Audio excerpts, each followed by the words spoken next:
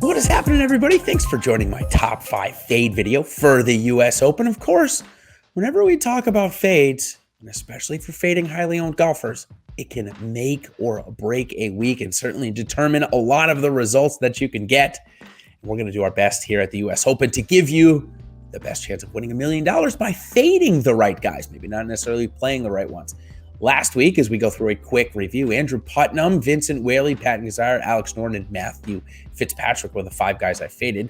Those 3 in the middle, Whaley, Gazzara, Norton, all missed the cut, all very highly owned. Putnam, well, he finished outside of the top 50, a little highly owned.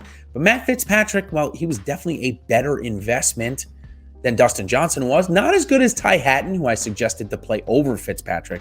But still, when you look at Dustin Johnson coming in a tie for 10th, was what, $800 more expensive than Fitzpatrick. He certainly was a better play. All in all, though, probably a B or a B plus because 4 of my guys were pretty good. So here we go with my top 5 fades for the US Open, and we're going to start off with Webb Simpson.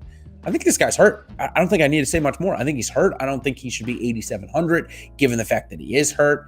There's just no chance that I'm going to be playing him anytime soon, especially at a golf course that has yielded, for the most part, a ton of bombers. And in the setup from the United States Open, last Open winners have been from bombers. So Webb Simpson, we know, is certainly not one of those. As we look at his strokes gain ranks, he gains his strokes off the tee, certainly with his accuracy, one of the most accurate on tour. 52nd on the approach, 10 around the green, and 13th putting. Certainly that looks good, but more recently, it does not. He's also going to come in at around 12% owned. A little bit too much for me. I'll be more like 5 to 4, maybe even 3% this week. All right, the next guy I'm going to fade. This one's going to be really tough because you can go one of 2 ways with it. It's Garrick Higgo. He's coming off of, when I say a career-defining win, I mean a career-defining win. He had no status on the PGA Tour whatsoever, was playing in a sponsor's invitation, or on a sponsor's invitation, I should say, and wins the event. What does that give him? That gives him 2 years. He's now a PGA Tour member. It gives him 2 years of full exempt status, pays him way more than he made in all of his starts where he came in 1st, 5th, 8th, 1st on the European Tour. Gives him more money just in that one event than he does. So pretty much he's looking, I would say, to move over to America and play on the PGA Tour full time. Why wouldn't he? Well, that seems like he's got a lot going on. Now he's got to come and play in his 2nd major.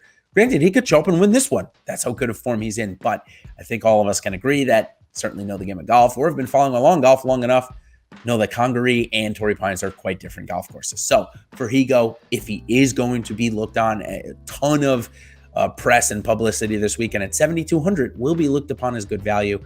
Probably comes in somewhere around 20% owned.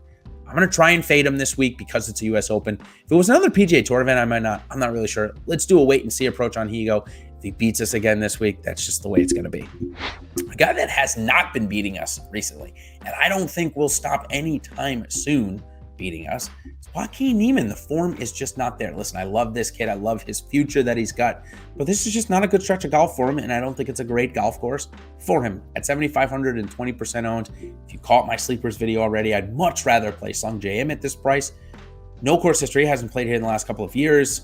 As I mentioned, did not play last week and missed the cut at the Memorial, actually breaking a streak of 18 made in a row. So maybe that's what he needed to get back to good form, or maybe it's a more indication of where his golf game is. He's 10th off the tee, and his strokes gain ranks 41st on the approach, 142 around the green, and 23rd putting.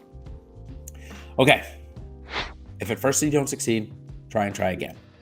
I did not succeed in fading Matt Fitzpatrick last week, so I'm going to try again here this week. Looking like great value at 7,800. That's going to produce about 20% ownership here this week. He's going to miss cut in 2020 on this golf course, which is just long. It's a really tough and long golf course for him.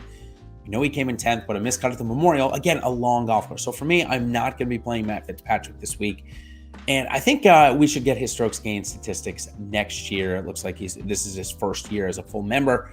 So nothing to report there. Now, the last guy, probably the hardest one for me on this 5 to fade, is Tony Finau. 8,900 does present good value when you look at the fact that he's coming 2nd and 6th the last 2 events here, and should have won. I mean, he definitely should have won. Well, he should have won the one in California, not this one maybe, but still coming in 2nd to Patrick Reed is certainly nothing to scoff at.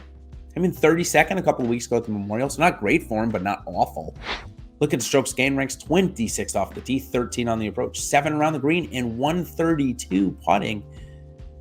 But 21% ownership, maybe even a little bit higher on the first run projecting. It looks like 25%. And that's a hefty number. I think we can just go up a little bit, maybe even up, to anybody in that 9,000, 9,100, 9,200 range and get the same upside. So if this is going to be the spot for Tony Finau to win, I wouldn't be surprised to see it be with 25% ownership. That's how it goes. So, okay, let's go 5-1 again. My 5 biggest fades right now of the week: Webb Simpson, Garrett Kegel, Joaquin Niemann, Matthew Fitzpatrick, and Tony Finau. Now, like I mentioned right there, I kind of gave a little caveat right now. Of course, information changes all week and every single day. So to get an up-to-date information on this stuff, join Ben Raz and I live before lock, US Open, 8 p.m. Wednesday night. We'll be breaking it all down. And of course, my winning element article comes out about 3 or 4 hours before that. So 2 great pieces to get an update and make sure that what I'm telling you here is still true and accurate. So good luck this week, everybody, at the US Open. Take down the Millionaire Maker, and we will see you for next week in Hartford, back across the other side of the country. Cheers, everybody.